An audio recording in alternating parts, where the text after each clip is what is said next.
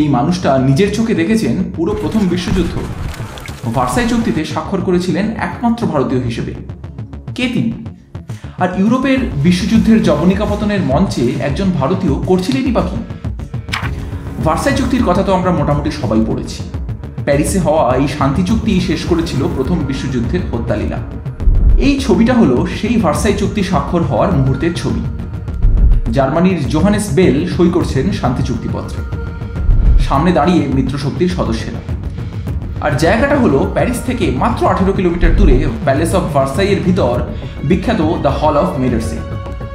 ছবিটার মধ্যে কেউ কিছু বলে না দিলেও এমন একটা জিনিস রয়েছে যা বিশেষ করে চোখে পড়ার মতো। হ্যাঁ, এই ছবিতে থাকা এতজন কোট প্যান্ট পরা মানুষের মধ্যে মাত্র একজনই এমন রয়েছেন যিনি নন ইউরোপিয়ান। ছবির ঠিক মাঝখানে এই পাগড়ি ও মিলিটারি পোশাক পরা সুসজ্জিত সুঠাম মানুষটিই ছিলেন প্যারিসের ভার্সাই শান্তি চুক্তির মঞ্চে উপস্থিত একমাত্র ভারতীয় প্রতিনিধি ও এই চুক্তির একমাত্র ভারতীয় স্বাক্ষরকারী। এই মানুষটি হলেন রাজস্থানের বিকানেরের মহারাজা গঙ্গা সিংহ। তা তিনি বিকানের থেকে সেই সুদূর ভার্সাইতে কয়েকটি ইউরোপীয় শক্তির পারস্পরিক বিবাদ মেটানোর চুক্তিপত্রে সই করতে গেলেন কেন? আর তারও আগে সেই প্রথম বিশ্বযুদ্ধের পটভূমিতে তিনি অবতীর্ণই বা হলেন কি করে? এইটা জানতে গেলে আমাদের আর কিছুদিন আগে ঊনবিংশ আর বিংশ শতকের শুরুর দিকে ব্রিটিশ ইন্ডিয়া আর তার সঙ্গে গ্লোবাল পলিটিক্সের দিক থেকে টুকটুক করে ঘুরে আসতে হবে। প্রথমত, আমাদের অনেকের মধ্যেই একটা খুব বড় ভুল ধারণা রয়েছে যে ব্রিটিশ শাসন মানে পুরো ভারতটা একেবারে কাশ্মীর টু কন্যাকুমারী ব্রিটিশরা নিজেরাই শাসন করত। এটা কিন্তু একদমই ঠিক নয়।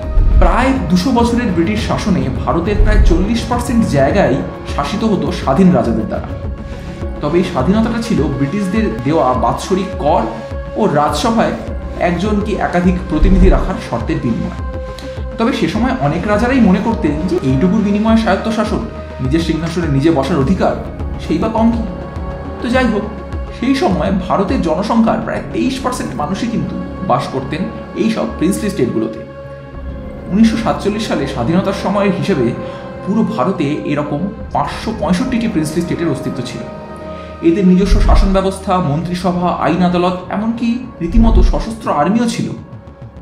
বাকি সব ঠিক থাকলেও এই স্টেটগুলোর নিজস্ব সশস্ত্র আর্মি রাখার ব্যাপারটার মধ্যে ব্রিটিশদের ছিল গুরুতর আপত্তি। আসলে ব্যাপারটা হলো যে প্রতিটা স্টেট এরকম বিশাল বিশাল বাহিনী পুষতে থাকলে তাদের প্রভূত শক্তি বৃদ্ধি হবে, যা কিনা ব্রিটিশ সরকারের সামনে যে কোনো সময় বড় রকমের কোনো বিপদ ডেকে আনতে পারে। এইসব ভেবে ব্রিটিশ সরকার রীতিমতো আইন করে দেশীয় রাজ্যদের আর্মি তৈরির ব্যাপারে সৈন্য রাখার সংখ্যার একটা লিমিট বেঁধে দেয়। এই লিমিট ছিল টেকনোলজি অথবা অস্ত্র তৈরি বা আমদানির ক্ষেত্রে। মোট কথা, ব্রিটিশরা কখনোই চায়নি যে দেশীয় রাজারা তাদের সামনে একটা থ্রেট হয়ে উঠবে। যাই হোক, এমনভাবেই সব চলছিল 1879 সাল পর্যন্ত। কিন্তু এই সময়ে ব্রিটিশ সাম্রাজ্যের সামনে এসে উপস্থিত হলো আরেকটা বড় সমস্যা, যেটা হলো মধ্যপ্রাচ্যের সীমা বিভাজন নিয়ে রাশিয়ার সঙ্গে প্রবল দ্বন্দ্ব, যার আরেক নাম ছিল দ্য গ্রেট গেম। দিনে দিনে এই সমস্যার মধ্যপ্রাচ্যের মধ্যে সীমাবদ্ধ রইল না, এসে পৌঁছলো একেবারে ভারতের দোরগোড়ায়। রাশিয়ার সম্রাট পল রীতিমতো ব্রিটিশ ভারত আক্রমণ করার প্ল্যান পর্যন্ত করে ফেললেন। এই হেন সমস্যায় নাজেহাল ব্রিটিশ আর্মির কাছে এত সৈন্য ছিল না যা দিয়ে তারা মধ্যপ্রাচ্য আর ভারতের ইন্টারনাল সমস্যা দুই সামলাতে পারে। তখন তাদের প্রয়োজন প্রচুর নতুন সৈন্য। প্রায় মাথার চুল ছিঁড়তে বসা ব্রিটিশ সেনাধ্যক্ষরা এই সময় হঠাৎ রিয়েলাইজ করলেন যে ভারতের এইসব ছোট ছোট দেশীয় রাজাদের কাছেই প্রচুর দক্ষ সৈন্যদল রয়েছে, যারা স্রেফ ঘরে বসে রয়েছে যুদ্ধের অভাবে। সরকারি পরিসংখ্যানের সর্বমোট হিসেবে সেই সংখ্যাটা তখন দাঁড়ালো 3 লাখেরও ওপরে। ব্যাস, আর যায় কোথায়? সাহেবদের তো পড়ে পাওয়া 14 আনা। নিজেদের পিঠ বাঁচাতে তখন তারা আগের সব পলিসি টলিসি ভুলে সমস্ত বড় বড় প্রিন্সলি স্টেটগুলোকে আরও নতুন সৈন্য সংখ্যা বাড়াতে খোলা অনুমতি দিলেন।